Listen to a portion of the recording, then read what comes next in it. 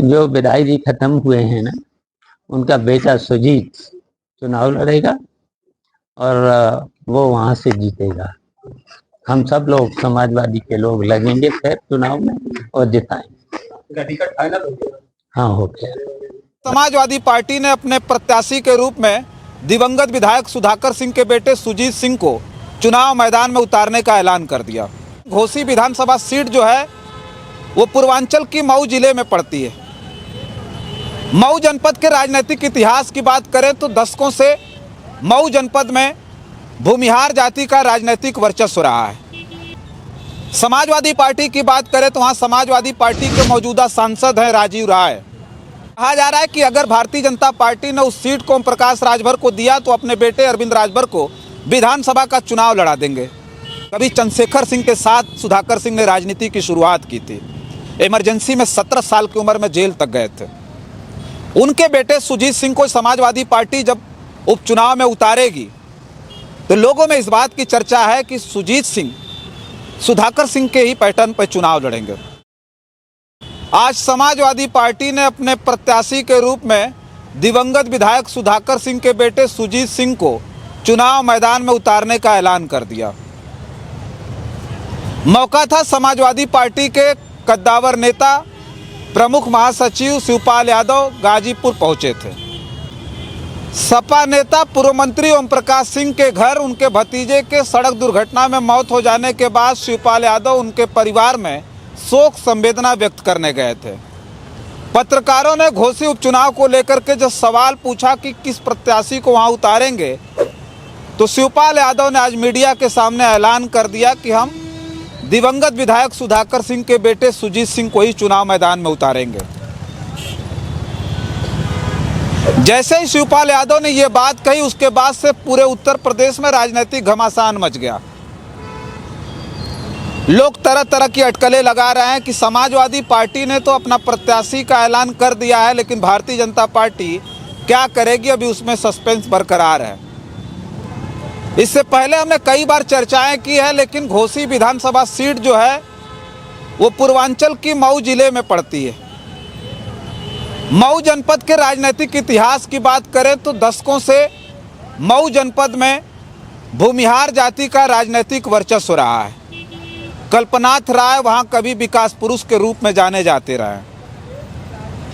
दशकों बीत जाने के बाद भी आज मऊ की जो राजनीति है वो कहीं न कहीं भूमिहार जाति के वर्चस्व के रूप में ही देखी जाती है। अगर हम भारतीय जनता पार्टी की बात करें तो उसमें भी सबसे बड़े भूमिहार नेता मऊ से ही आते हैं। नाम है AK शर्मा। समाजवादी पार्टी की बात करें तो वहाँ समाजवादी पार्टी के मौजूदा सांसद हैं राजीव राय। और बहुजन समाज पार्टी की बात करें तो वहाँ भूमिहार जाति के ही नेता हैं जो पूर्व में सांसद रहे अतुल राय।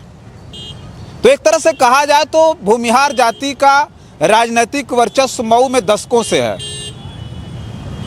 लेकिन उसी मऊ में एक नेता सुधाकर सिंह हुआ करते थे जो पिछले दिनों दिवंगत हो गए। उनके दिवंगत होने के बाद जो सीट है वो खाली हुई, लेकिन समाजवादी पार्टी ने अब ऐलान कर दिया कि उनके बेटे को ही वहाँ चुनाव मैदान में उतारेंगे।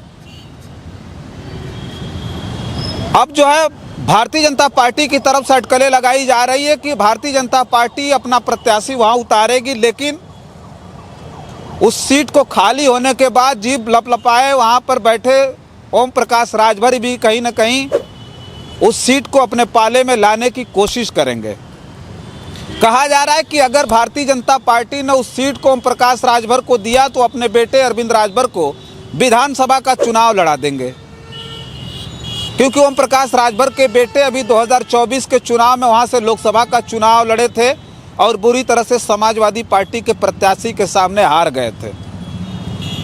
घोसी उपचुनाव में भी जब घोसी का उपचुनाव हो रहा था जिसमें सुधाकर सिंह ने जीत दर्ज की थी, उस चुनाव में भी ओम प्रकाश राजभर ने पूरी तरह से समझिए कि पूरा का पूरा जो भार है वो अपने कंधे पर उन्होंने ले लिया था। बयान तो यहाँ तक उन्होंने दिया था कि यहाँ जो लड़ाई है वो दारा सिंह चौहान और सुधाकर सिंह के बीच नहीं है, बल्कि ये लड़ाई ओम प्रकाश राजभर और अखिलेश यादव के बीच में है। उन्होंने यहाँ तक कहा था कि 12 बजते बजते सपाई पंडाल छोड़ करके सैफई भाग जाएंगे।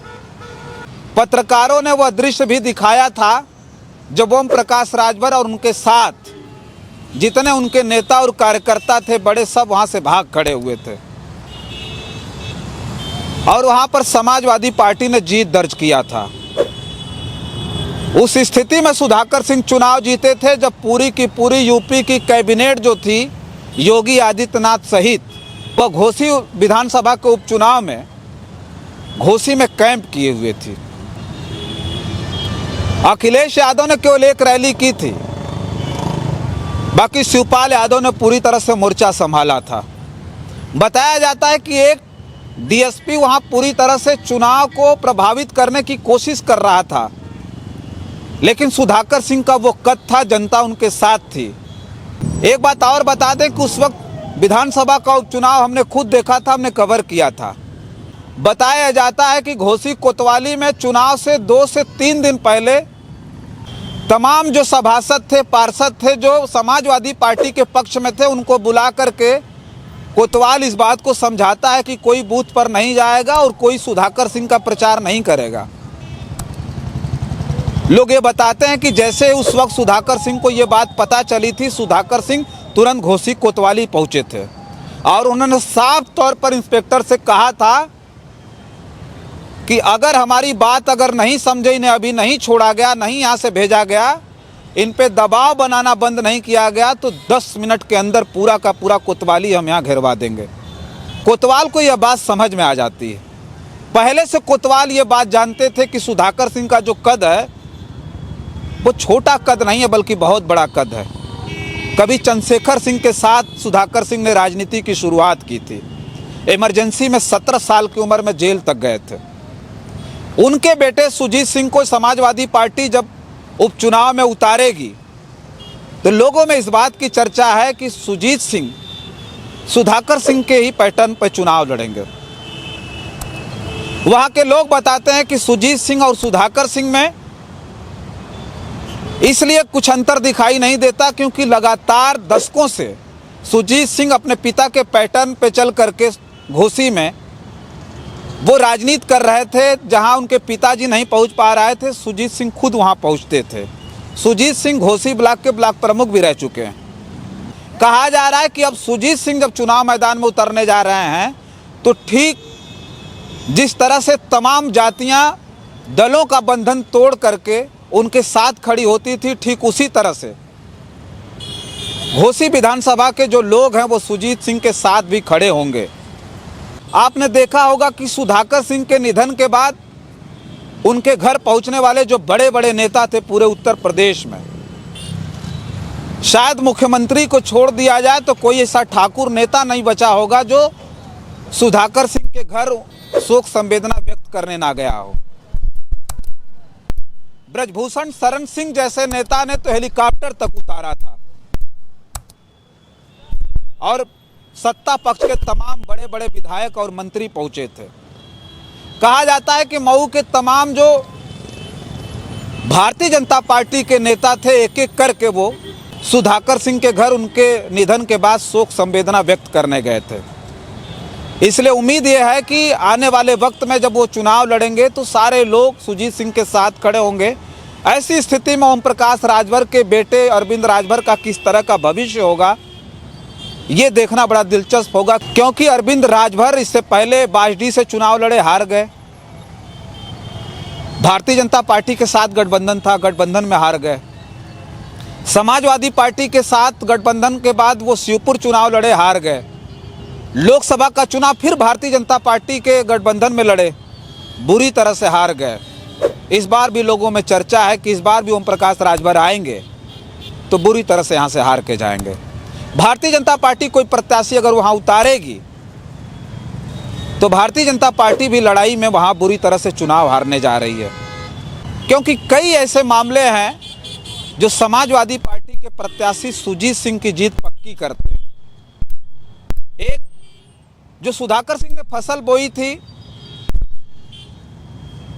जो सुधाकर सिंह का जो नेचर था लोगों के बीच, जो जनता के बीच जिस तरह का उनका कद था, लोकप्रियता थी, उसका लाभ सुजीत सिंह को तो मिलेगा ही। इसके साथ साथ जो सहानुभूति है जनता की वो भी सुजीत सिंह के साथ होगी। प्लस उस परिवार का इतिहास रहा है, वो जनता के साथ हमेशा खड़े रहे हैं और हर एक वर्ग ने दलों की सीमाओं को तोड़ करके सुधाकर सिंह के साथ खड़ा होकर के उन्हें चुनाव जिताता आता रहा है। ठीक उसी तरह से सुजीत सिंह भी चुनाव जीतकर उत्तर प्रदेश की सदन में पहुंचेंगे। फिलहाल इस वीडियो में इतना ही। बहुत सारी खबरें लेकर के आपके बीच में हाजिर होंगे। हमारी इस खबर पर आपकी क्या प्रतिक्रिया है कमेंट बॉक्स में ज़रूर लिख करके बताइएगा। बहुत बहुत धन्यवाद।